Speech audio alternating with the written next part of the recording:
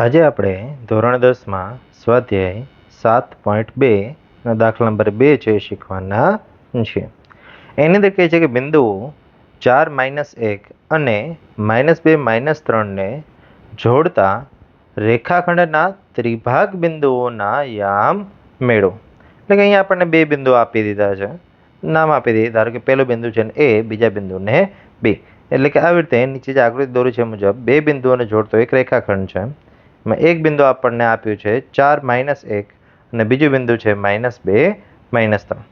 હવે આ રેખાખંડના ત્રિભાગ બિંદુઓ એટલે તો કે 3 ભાગ કરતા હોય એવા બિંદુઓ. તો 3 ભાગ કરવા માટે આપણે બે બિંદુઓ જોશે. એટલે અહીંયા સી અને ડી આ બે બિંદુઓ લઈ લીધા કે જેથી કરીને ધ્યાનથી જોતા અહીંયા એક ભાગ, આ બીજો ભાગ અને અહીંયા ત્રીજો ભાગ. એટલે આવી રીતે 3 સરખા ભાગ છે એ પડે છે.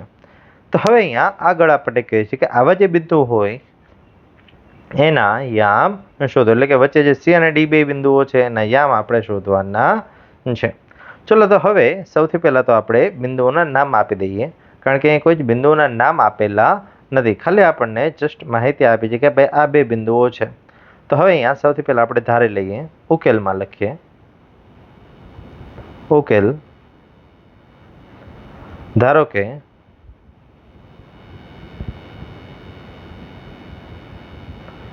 a of 4 - 1 અને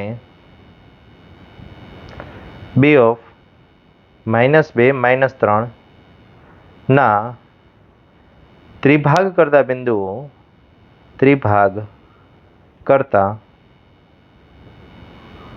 બિંદુઓ C અને D છે.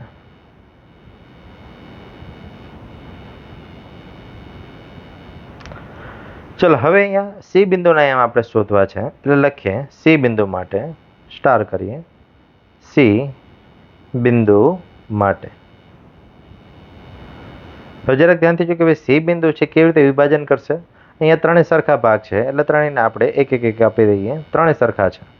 તો અહીંયા સી બિંદુ છે એ કેવી રીતે વિભાજન કરે છે, તો સી બિંદુની ડાબી બાજુ એક ભાગ છે અને જમણી બાજુ બે ભાગ છે. મતલબ કે સી બિંદુ છે એ 1/2 ગુણોત્તરમાં વિભાજન કરે છે. તો ચાલો હવે લખીએ અહીંયા કે ભાઈ બિંદુ સી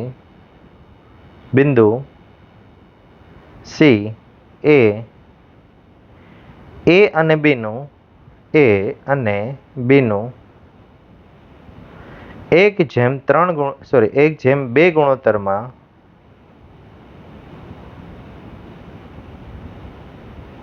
વિભાજન કરે છે.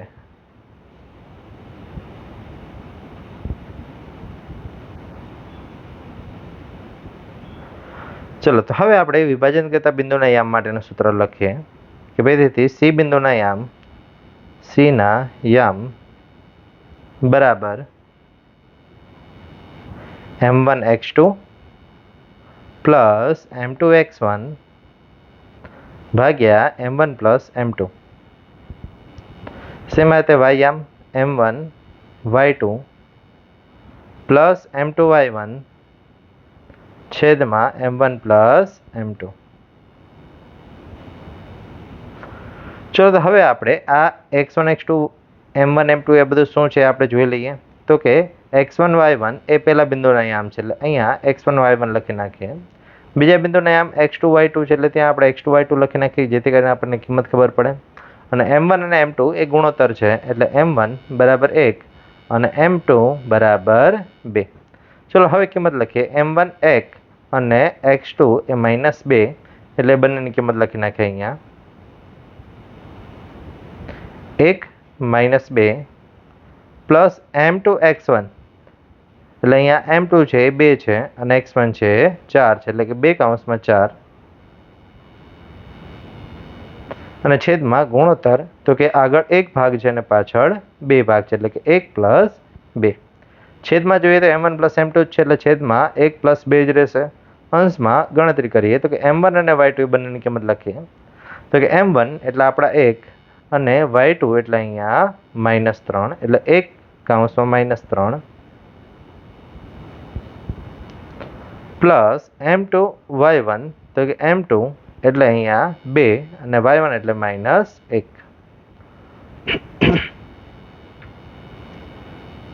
ચલો હવે ગુણાકાર કરી દઈએ અને જ્યાં સરવાળો થાય છે ત્યાં સરવાળો કરી દઈએ.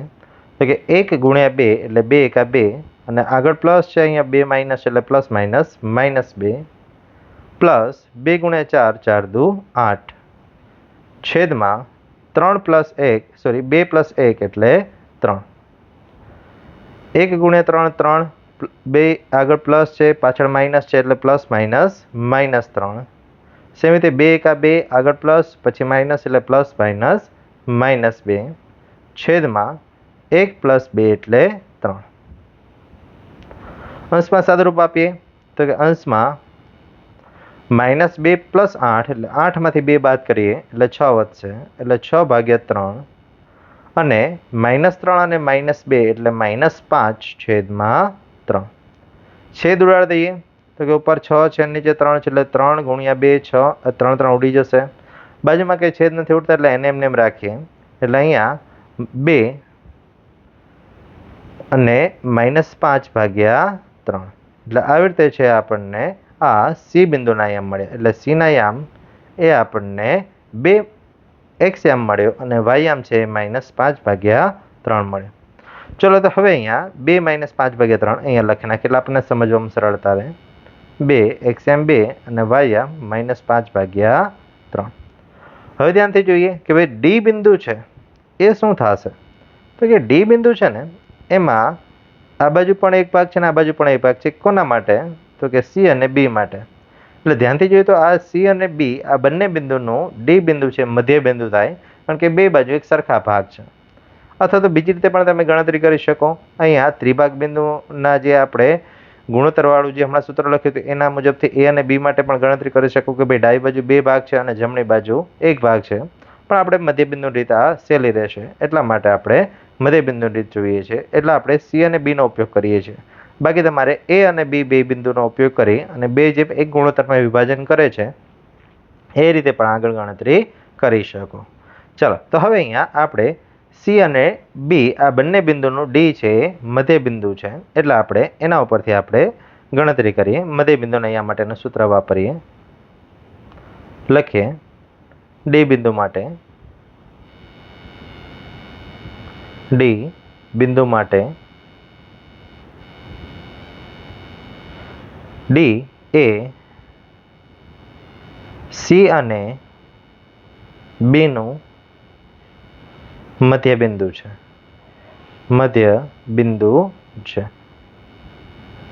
તરીકે આકૃતિ દોરી એટલે બધા સરળતા રહેશે. અહીંયા સી બિંદુ છે, આ બાજુ બી બિંદુ છે અને અહીંયા વચ્ચે ડી છે. સી બિંદુ હજી હમણાં જ આપણે શોધ્યું તો કે x યામ 2 હતા અને y યામ -5/3 હતા. બી બિંદુના યામ આપણે રકમમાં આપેલા છે. જોઈ લઈએ તો કે બી બિંદુના યામ છે -2 -3 એટલે ત્યાં આપણે -2 -3 લખી નાખીએ. ચલો હવે મધ્ય બિંદુના યામ માટેનું જે સૂત્ર છે એ વાપરીએ. પહેલા બિંદુને આપણે x1 y1 કહી દઈએ, બીજા બિંદુને આપણે x2 y2 કહી દઈએ. એટલે અહીંયા ડીના યામ બરાબર x1 પ્લસ x2 કારણ કે મધ્ય બિંદુના યામ માટેનું સૂત્ર આ થશે x1 પ્લસ x2 ભાગ્યા 2 અને y1 પ્લસ y2 ભાગ્યા 2. કિંમતો મૂકી દઈએ તો કે અહીંયા x1 ની કિંમત છે આપણી પાસે 2 પ્લસ x2 ની કિંમત છે -2 છે છેદમાં 2. y1 ની કિંમત -5/3 પ્લસ y2 એની કિંમત -3 છેદમાં 2. ચલો હવે આપણે ઉપરનું જે પદ છે એનું સાદરૂપ આપી દઈએ. એટલે અહીંયા બ્રેકેટ ઓપન કરીએ 2 પછી બહાર પ્લસ છે અંદર માઇનસ છે એટલે પ્લસ માઇનસ માઇનસ એટલે -2 છેદમાં 2. સેમ રીતે અહીં બાજુમાં પણ આપણે -5/3 એમના એમ એટલે -5/3 અને બ્રેકેટ ઓપન કરશું એટલે બહાર પ્લસ છે અંદર માઇનસ છે એટલે પ્લસ માઇનસ માઇનસ 3ના છેદમાં કાંઈ નથી એટલે આપણે 1 લખી નાખીએ. જ્યારે આખાના છેદમાં 2 છે. ચલો હવે અહીંયા આવું શા માટે કર્યું તો કે આપણે બંને પદનું સાદરૂપ આપવાનું છે એટલા માટે બંનેના છેદ સરખા કરવા પડશે અને પછી એ જે કોમન છેદ હશે એને આપણે અંશનો છેદ છેદમાં જવા દઈશું. જોઈએ આગળ કરી એટલે વધારે ખ્યાલ આવશે. 2માંથી 2 બાદ કરીએ 0, 0ના છેદમાં 2, અહીંયા લસા લઈ લઈએ એટલે 1ના આ બાજુ 5 સાથે ગુણીએ અને 3ને પાછળ 3 સાથે ગુણીએ એટલે અહીંયા 5 એકા 5 એટલે -5, -3 ગુણ્યા 3 એટલે 3 તેરી 9 અને છેદમાં 3 એકા 3. જ્યારે આખાના છેદમાં તો 2 છે જ. હવે આપણે શું કરશું કે અંશનો જે છેદ આવ્યો એને નીચે છેદમાં લઈ જવાનો એટલે અંશનો છેદ છેદમાં જાય એવું આપણે છે ભણીએ છીએ એનો ઉપયોગ કરીએ. એટલે અહીંયા 0ના છેદમાં 2 એટલે 0 થઈ જશે, -5 અને -9 એટલે એ થશે -14. છેદમાં 3 અને 2 એ બંને ગુણાકારમાં આવી જશે કારણ કે હવે બંને છેદ થઈ ગયા છે. હવે છેદ ઉડાડીએ તો કે અહીંયા 2 છે અને ઉપર 14 છે એટલે 7 દુ 14, બંનેમાંથી 2 2 નીકળી જશે એટલે જે આપણે ફાઇનલ જવાબ છે એમાં શું વધ્યું તો કે 0 અને -7/3. એટલે આવી રીતે છે આપણને ડીના યામ છે એ મળ્યા. ચલો હવે આપણે બંને બિંદુના યામ લખી નાખીએ કે ભાઈ તેથી એ અને બીના ત્રિભાગ કરતા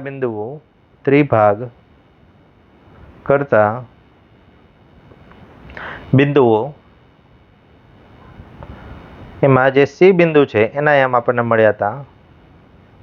જોઈ લઈએ ઉપર તો કે સી બિંદુના યામ છે આપણને મળ્યા હતા 2 -5/3 એટલે અહીંયા લખીએ 2 -5/3 અને ડી બિંદુના યામ એટલે કે અહીંયા ડી અને એના યામ 0 અને -7/3 છે. એટલે અહીંયા આપણો દાખલો છે એ પૂર્ણ થાય છે. Thank you.